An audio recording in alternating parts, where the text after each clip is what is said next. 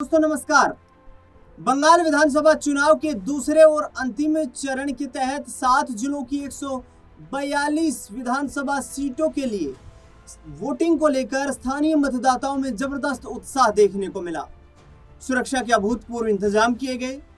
दक्षिण बंगाल के 7 जिलों कोलकाता, हावड़ा, उत्तर 24 परगना, दक्षिण 24 परगना, हुगली, नदिया व पूर्व वर्धमान में वोट पर सबकी नजर टिकी हुई है।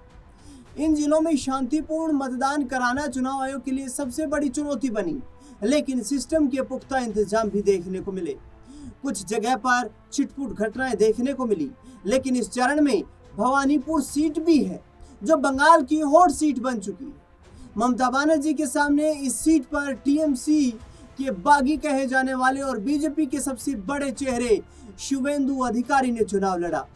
उन्होंने 2021 में नंदीग्राम से चुनाव लड़कर ममता बनर्जी को हराया था, लेकिन इस बार नंदीग्राम के साथ साथ भवानीपुर में भी ताल ठोकते हुए नजर आए। तो आइए जानते हैं भवानीपुर सीट की राजनीति और भवानीपुर विधानसभा सीट का सियासी समीकरण।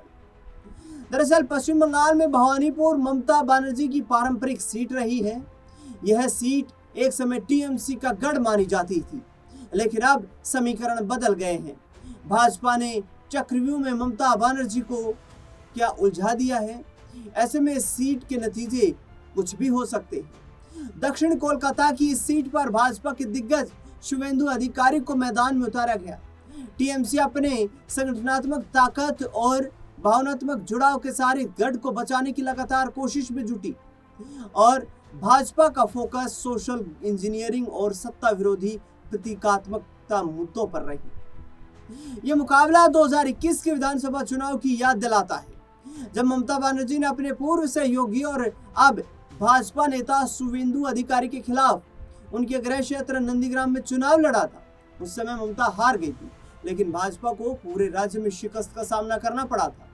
बाद में ममता बनर्जी ने भवानीपुर विधानसभा सीट से उपचुनाव जीतकर विधानसभा में एंट्री की। अब मैदान बदला है, नतीजा भी बदलेगा या नहीं, ये देखना बेहद दिलचस्प रहेगा। टीएमसी की रणनीति घर की बेटी का भावनात्मक नारा रहा। टीएमसी भवानीपुर में घर की बेटी के नारे के साथ भावनात्मक दाव खेलती हुई नजर आई। पार्टी राज्य अध्यक्ष सुब्रत बख्शी की अध्यक्षता में रणनीतिक बैठकें हुई। काउंसलरों को निर्देश दिया गया था कि वे इस स्लोगन को घर घर तक पहुंचाएं। टीएमसी का संदेश साफ है, भवानीपुर सिर्फ मुख्यमंत्री नहीं चुन रहा, बल्कि अपनी बेटी के साथ खड़ा हो रहा है। पार्टी ने आक्रामकता के बजाय भावनात्मक जुड़ाव और विकास कार्यों पर फोकस करने का इस चुनाव प्रचार में फैसला किया। काउंसलरों को घर घर जाकर पर्चे बांटने और ममता बनर्जी के विकास कार्यों को हाईलाइट करने को कहा गया था। पूरे क्षेत्र में फोटो कॉर्नर सेट किए गए थे, जहां लोग ममता बनर्जी के लाइफ साइज कट आउट्स के साथ अपनी फोटो खिंचवा सकते थे। भाजपा की सोशल इंजीनियरिंग देखने को मिली। भाजपा का मानना है कि जमीन बदली है। भवानीपुर को मिनी इंडिया कहा जाता है, जहां पर बंगाली भद्र, मारवाड़ी, गुजराती व्यापारी, सिख, जैन परिवार और अच्छी खासी मुस्लिम आबादी है। लगभग 42% मतदाता बंगाली हिंदू है, 34% गैर बंगाली हिंदू है और 24% मुस्लिम है। चुनाव से भाजपा ने महीनों से बूथ और समुदाय स्तर पर मैपिंग की। पार्टी के अनुसार यहाँ कायस्थ लगभग 26.2%, मुस्लिम 24.5%, पूर्वी भारतीय प्रवासी समुदाय 14.9%, मारवाड़ी 10.4% और ब्राह्मण 7.6% है।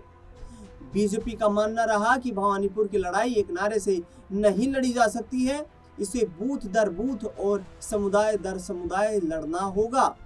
इस रणनीति के तहत शुवेंदु अधिकारी ने भवानीपुर से गुजरने वाली रामनवमी शोभा यात्रा में हिस्सा लिया था, जो हाजरा क्रॉसिंग पर समाप्त हुई थी, यानी कि ठीक ममता बनर्जी के घर के पास।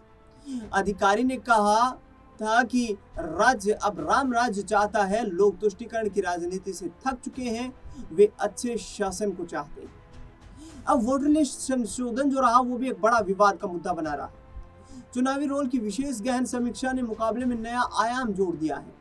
भवानीपुर से लगभग 47,000 नाम वोटर लिस्ट से हटाए गए, जो 2021 के उपचुनाव में ममता बनर्जी की सीट 58,832 की जो जीत थी उससे करीब सिर्फ 11,000 ही कम है। अन्य 14,000 नाम जो जांच प्रक्रिया के अधीन रहे उनमें भी जो है पेच अटका हुआ था और जांच के अधीन नामों में 56% से अधिक जो है वो मुस्लिम समुदाय से रहे, जबकि मुस्लिम समुदाय इस सीट पर कुल मतदाताओं का सिर्फ 24% है। भाजपा का मानना है कि अगर अल्पसंख्यक वोट थोड़ा भी कम हुआ और हिंदू वोट उसकी तरफ एकजुट हुए तो भवानीपुर कड़ी टक्कर दे सकता है। टीएमसी इसका अल्पसंख्यक और पारंपरिक समर्थकों पर असर मान रही है, इसलिए फिरहाद हाकिम, सुब्रत बख्शी जैसे नेता व्यक्तिगत रूप से निगरानी करते हुए नजर आए। अभिषेक बनर्जी ने ममता बनर्जी के लिए कम से कम 60,000 वोटों की जीत का लक्ष्य रखा। पिछले ट्रेंड्स और चुनौतियां क्या कुछ रही? भवानीपुर में 2014 और 2019 के लोकसभा चुनाव में भाजपा ने भवानीपुर में अपनी उपस्थिति मौजूद दिखाई थी। 2014 में उसने ममता बनर्जी के अपने वार्ड 73 में भी जीत हासिल कर ली थी।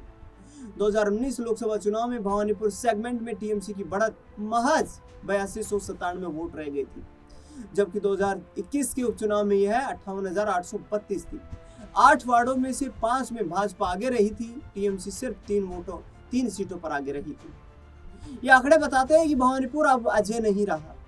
टीएमसी के लिए याद दिलाता है कि अब ममता बनर्जी की सबसे सुरक्षित सीट को भी अब सबसे मजबूत बचाव की जरूरत है। 2026 के विधानसभा चुनाव में भवानीपुर में 29 अप्रैल को जो मतदान के लिए तमाम जो तैयारियां की गई थी वो भी जबरदस्त देखने को मिली। ये मुकाबला न सिर्फ व्यक्तिगत प्रतिद्वंदिता का है बल्कि टीएमसी की भावनात्मक राजनीति और बीजेपी की जातीय सामाजिक इंजीनियरिंग के बीच विचारधारा की भी लड़ाई।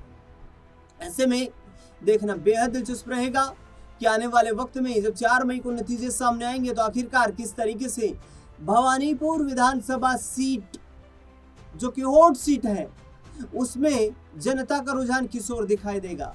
दरअसल बता दें आपको कि बीजेपी ने पूरी कोशिश की है इस भवानीपुर विधानसभा सीट के तख्त को पलटने की। अब चुनाव में जनता किसके समर्थन में उतरेगी ये तो मतपेटियां खुलने के बाद ही, ईवीएम मशीन खुलने के बाद ही पता चल पाएगा। लेकिन इस पश्चिम बंगाल 2026 के विधानसभा चुनाव को बीजेपी और टीएमसी की साख की लड़ाई के रूप में भी देखा गया है। केंद्रीय गृह मंत्री अमित शाह इस सीट पर बीजेपी के सबसे बड़े और स्टार प्रचारक के रूप में चुनाव प्रचार करते हुए नजर आए। बंगाल में चुनाव जीतने के लिए अमित शाह ने डेरा डाल लिया था, लेकिन क्या दीदी के मजबूत गढ़ बंगाल में बीजेपी कर पाएगी सेंधमारी? आखिरकार इस विशेष मुद्दे पर आपकी क्या राय प्रतिक्रिया है वो हमें आप कमेंट बॉक्स में देना बिल्कुल भी ना भूलें। अपनी राय अवश्य रखें। देश दुनिया से जुड़ी और बंगाल चुनाव से जुड़ी तमाम बड़ी खबरों के लिए लगातार आप हमारे साथ बने रहें। तब तक के लिए धन्यवाद।